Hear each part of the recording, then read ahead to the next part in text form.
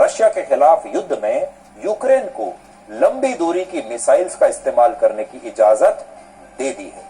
और यह बहुत बड़ी बात है।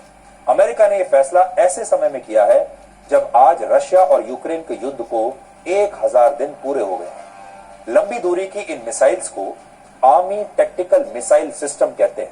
इन मिसाइल्स की रेंज लॉन्च पैड से 300 किलोमीटर तक होती है और अब तक अमेरिका ने इन मिसाइल्स के इस्तेमाल को लेकर यूक्रेन पर कुछ शर्तें लगाई हुई थी, जिसकी वजह से वो इस्तेमाल नहीं कर पा रहा था।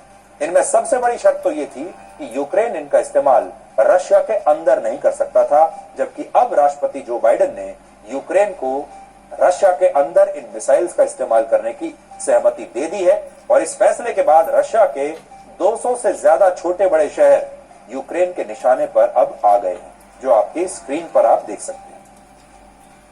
डोनाल्ड ट्रंप की रिपब्लिकन पार्टी ने इस फैसले का विरोध किया है और कहा है कि जब राष्ट्रपति जो बाइडेन का कार्यकाल सिर्फ 2 महीने में खत्म होने वाला है, तब उन्हें इस तरह का फैसला लेकर युद्ध को उकसाने की कोशिश नहीं करनी चाहिए थी।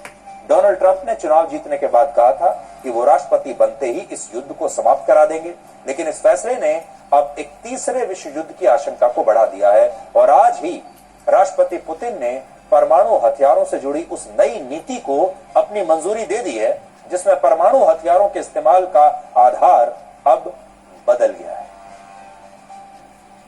Почему-то на Западе считают, что Россия никогда этого не использует. У нас же есть ядерная доктрина. Посмотрите, что там написано. Если чьи-то действия будут угрожать нашему суверенитету и территориальной целостности, мы считаем для себя возможным использовать все имеющиеся в нашем распоряжении средства. Був один з найбільших та найбільш небезпечних за всю війну російських ударів. 210 дронів і ракет одразу, в тому числі гіперзвукова та аеробалістичні. Більшість цілей, на щастя, вдалося збити. Мішенню для Росії була саме енергетика, критична інфраструктура. І це відповідь усім, хто хотів.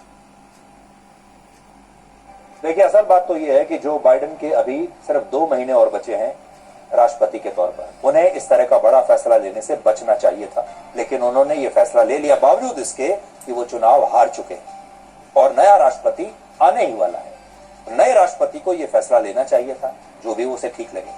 इसका मतलब यह है कि अब यूक्रेन इन मिसाइल्स का प्रयोग करेगा, रशिया पर नए तरीके से हमला बोलेगा और उधर रशिया ने अब दुनिया को यह बता दिया कि अगर ऐसा हुआ तो वो परमाणु हथियारों का प्रयोग कर सकता है। और इसीलिए हम ये कह रहे हैं कि अगर दोनों तरफ से ऐसा हुआ तो नुकसान दोनों देशों का तो होगा ही, पूरी दुनिया का भी होगा।